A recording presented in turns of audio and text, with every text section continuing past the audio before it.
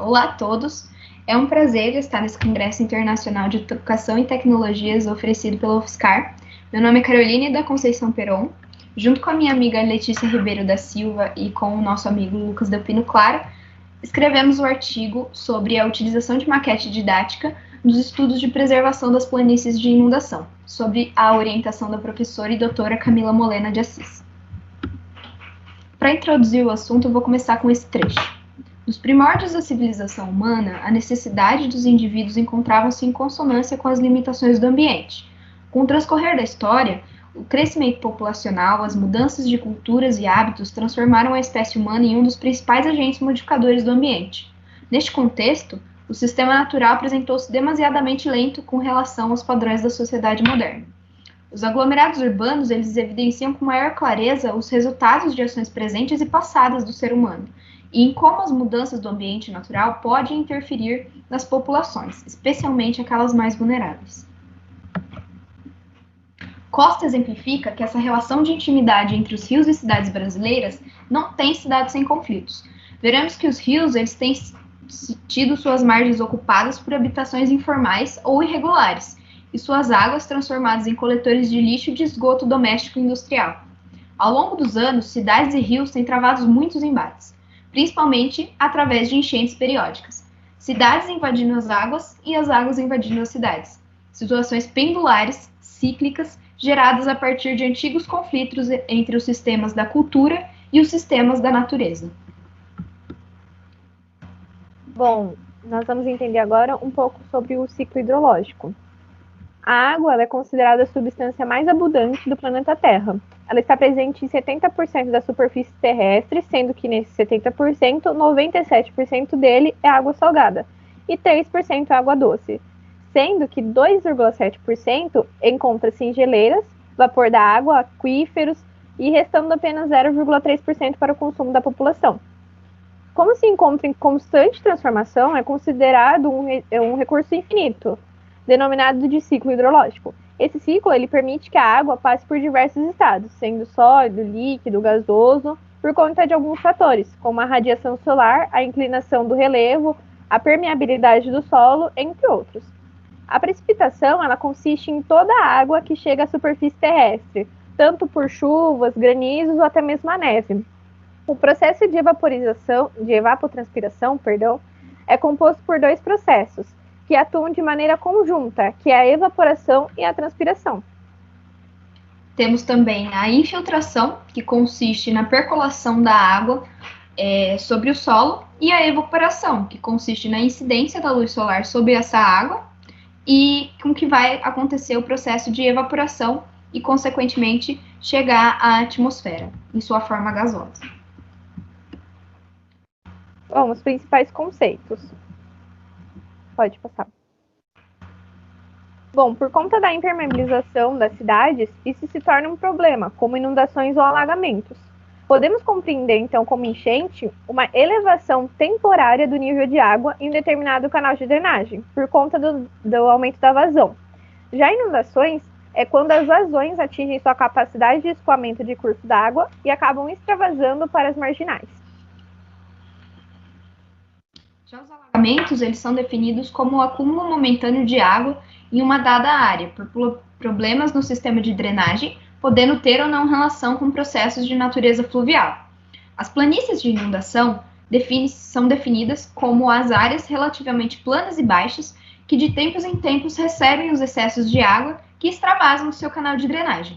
Tecnicamente, o canal de drenagem que confina um curso d'água denomina-se leito menor, e as planícies de inundação representa o leito maior do rio.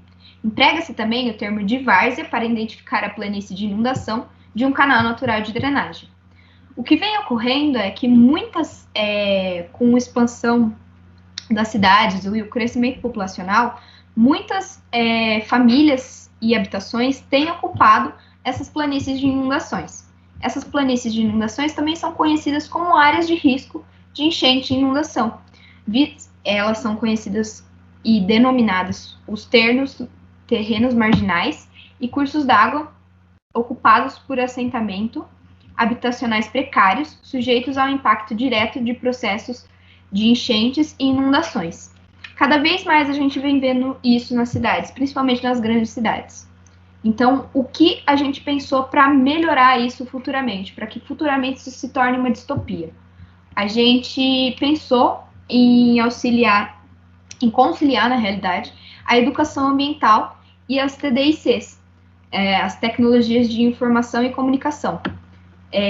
Então, a gente pensou em unir isso para que a gente pudesse transmitir de melhor forma esse conhecimento para os alunos no ensino fundamental. A Política Nacional de Educação Ambiental, ela define a educação ambiental como os processos por meio dos quais o indivíduo e a coletividade constroem valores sociais, conhecimentos, habilidades, atitudes e competências voltadas para a conservação do meio ambiente, bem de uso comum do povo, essencial à sadia qualidade de vida e sua sustentabilidade.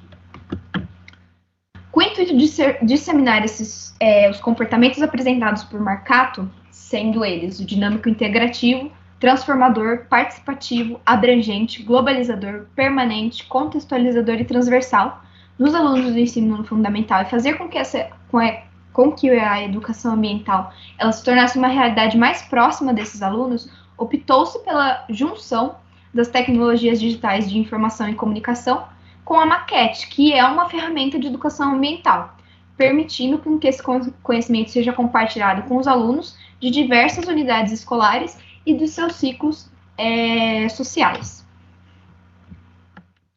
Para a construção da maquete, a gente utilizou um aquário, para que facilitasse a visão para as crianças e demonstrasse também essas camadas do solo. As camadas do solo,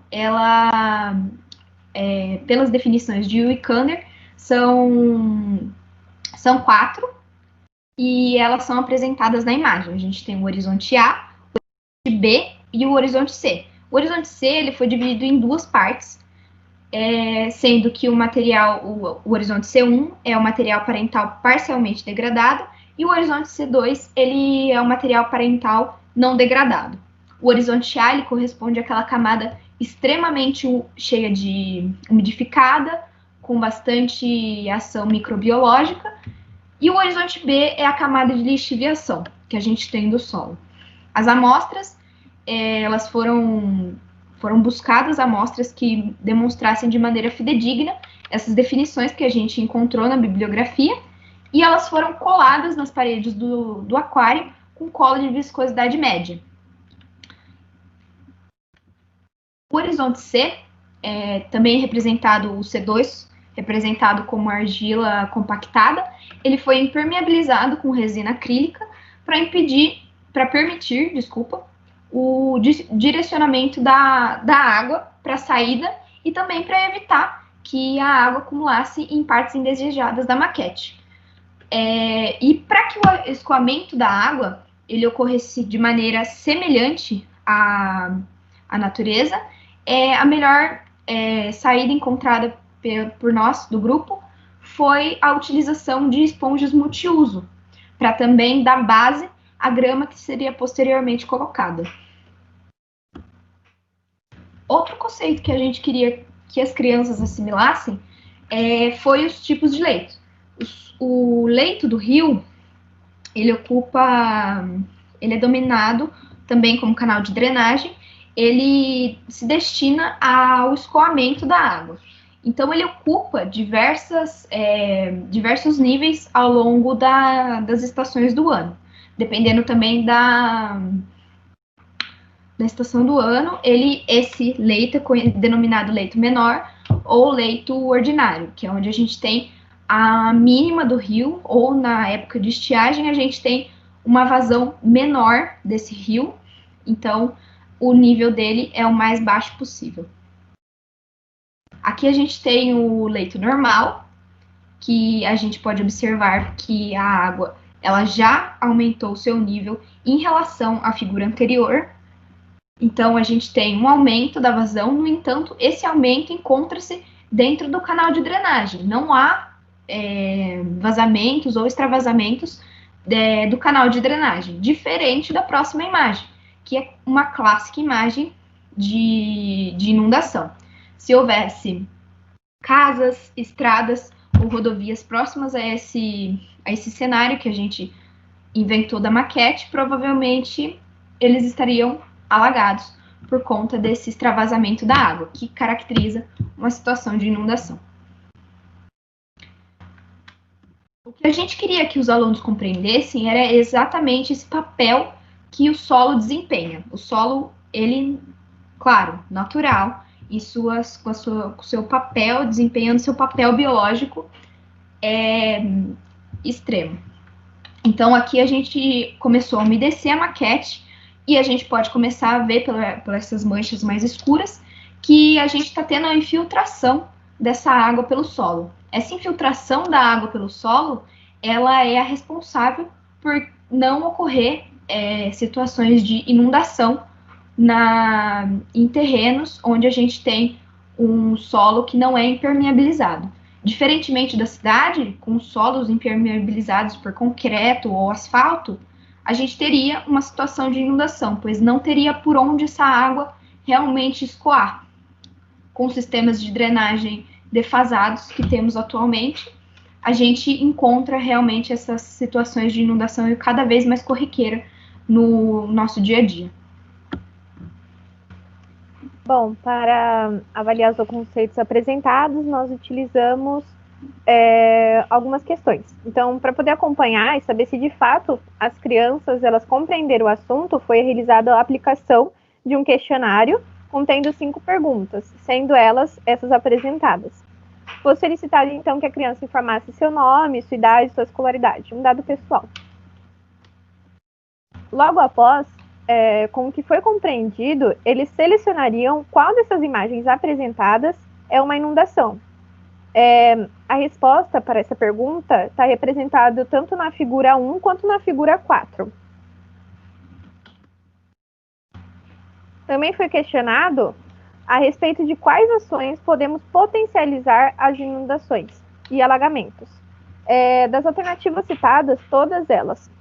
As soluções, aparentemente, para essas situações seriam pensar em não impermeabilizar totalmente seu quintal, criar área verde em sua casa, colaborando para que a água ela consiga escorrer corretamente. Também a criação de telhado verde, utilização de lixeiras para descarte correto dos lixos, recolher lixos jogados perto da sua casa, entre outras coisas. E a última questão se referia ao motivo pelo qual é errado dizer que a imagem apresentada é uma enchente. Bom, muitas pessoas elas confundem enchente com inundação. E nós buscamos ensinar que enchente é apenas uma elevação do nível da água. Já a inundação é quando atinge sua capacidade de vazão e acaba extravasando, como é mostrado na figura. Bom, o presente trabalho ele proporcionou um amplo conhecimento a respeito do tema. A apresentação dessas imagens vinculadas com a aplicação das PDICs aos alunos do Ensino Fundamental 1 se provam de extrema importância desse estudo e conhecimento a ser passado para os alunos, permitindo que no futuro as áreas de planícies ocupadas minimizem as perdas, tanto imateriais quanto materiais, além de prezar pela saúde dos próprios cidadãos. Nós entendemos, então, que os conceitos apresentados melhoram os conhecimentos. As habilidades de uma comunidade propagam um conteúdo provando que a ferramenta utilizada da educação ambiental é ótima para populações vindouras. E é isso. Agradecemos a todos por terem estado conosco. Esperamos que o trabalho tenha sido apresentado de maneira que vocês possam vir a entender e também a replicar, quem sabe, o nosso trabalho. Agradecemos muito a companhia e a atenção. Obrigada a todos.